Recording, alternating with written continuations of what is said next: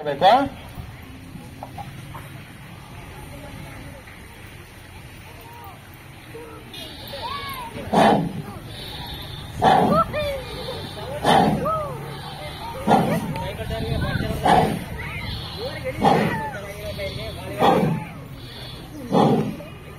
ಇದಾದ್ಮೇಲೆ ಕಪಾಲಭಾತಿ ಪ್ರಾಣಾಯಾಮ. ಹೊಟ್ಟೆಯನ್ನು ಪಂಚ್ ಮಾಡಿ ಉಸಿರನ್ನು ಮೂಗಿನಿಂದ ಹೊರ ಹಾಕ್ಬೇಕು.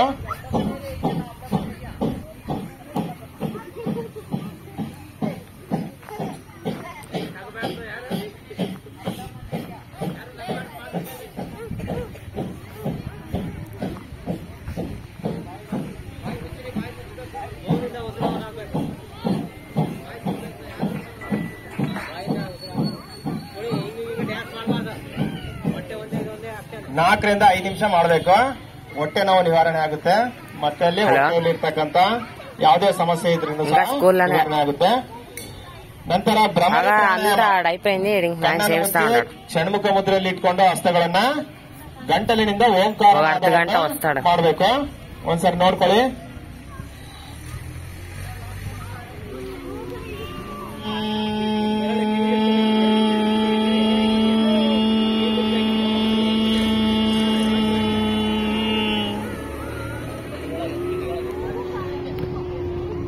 ಮಾಡಿ ಬಾಯಿ ತೆಗಿಬಾರ್ದು.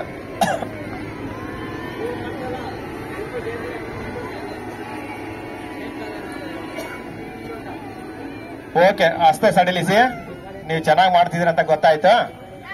ಇದನ್ನ ದಿನ ರಾತ್ರಿ ಮಲಗುವಾಗ ನೀವೇನಾದ್ರೂ ಮಾಡಿದ್ದೆ ಆದ್ರೆ ನಿಮ್ಗೆ ಜ್ಞಾಪಕ ಶಕ್ತಿ ಜಾಸ್ತಿ ಆಗುತ್ತೆ. ಭ್ರಮರಿ ಪ್ರಾಣಾಯಾಮದಿಂದ ನಿಮ್ಮ ಜ್ಞಾಪಕ ಶಕ್ತಿ ಇಂಪ್ರೂವ್ಮೆಂಟ್ ಆಗುತ್ತೆ. ಬೆಳಿಗ್ಗೆ ಎಷ್ಟೆಲ್ಲ ಓದಿರ್ತೀರೋ ಅದೆಲ್ಲ ಹಾಗೆ ಸ್ಟೋರೇಜ್ ಆಗುತ್ತೆ.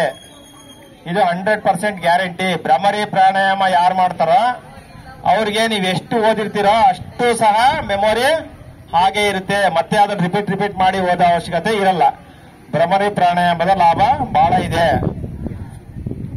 ಇಷ್ಟು ಆಸನಗಳನ್ನ ಇವತ್ತು ನಾವು ಪ್ರಾಣಾಯಾಮದಲ್ಲಿ ಕಲ್ತ್ಕೊಂಡಿದೀವಿ. ಈಗ ನಿಮಗೆ ಶಾಂತಿ ಮಂತ್ರ ಹೇಳಿ ಯೋಗಾಭ್ಯಾಸಕ್ಕೆ ಮುಕ್ತಾಯನ ಮಾಡ್ತಾ ಇದ್ದೀನಿ. ಇವತ್ತಿಗೆ ಮಾತ್ರ ಯೋಗಾಭ್ಯಾಸ ನಿರಂತರವಾಗಿರ್ಬೇಕು. ವಜ್ರಾಸನದಲ್ಲಿ ಕೂತ್ಕೊಳ್ಳಿ. ನಮಸ್ಕಾರ ಸ್ಥಿತಿ. ನಮಸ್ಕಾರ ಸ್ಥಿತಿ ಆದ್ಮೇಲೆ ಇಲ್ಲೊಮ್ಮೆ ಓಂಕಾರ ಹೇಳಿ, ನಂತರ ಶಾಂತಿ ಮಂತ್ರವನ್ನು ಹೇಳೋಣ.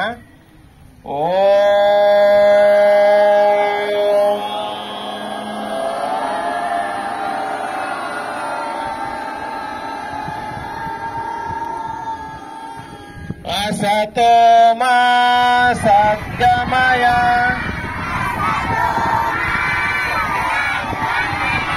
तमसो मा ज्योतिर्गमय मृत्योर्मा मृतंगमय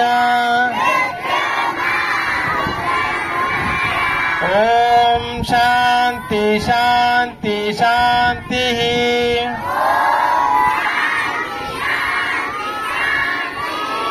ओम मातृदेवो भव.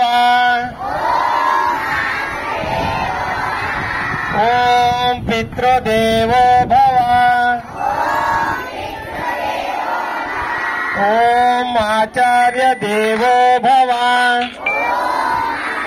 హలో ఓం అతిథి దేవో భవ. అయిపోయి వస్తాడు అన్నాను 2 నిమిషం. కాదు సేవిస్తున్నాడు స్టేజ్ మీద. ఓం శాంతి శాంతి శాంతి.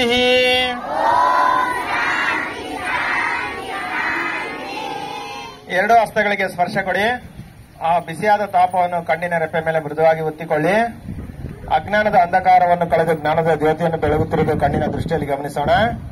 ನಿಧಾನಕ್ಕೆ ಹಸ್ತವನ್ನು ಕೆಳಗಿಳಿಸುತ್ತಾ ಹಸ್ತದ ಮೇಲೆ ದೃಷ್ಟಿಯನ್ನು ಬಿಡುತ್ತಾ ಹಸ್ತಗಳಲ್ಲಿ ತ್ರಿಶಕ್ತಿಯನ್ನು ಸ್ಮರಿಸೋಣ.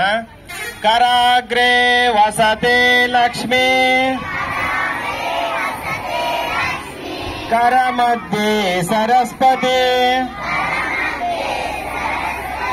ಕರಮೂಲೆ ಸೀತಾ ಗೌರಿ, प्रभाते करदर्शनम्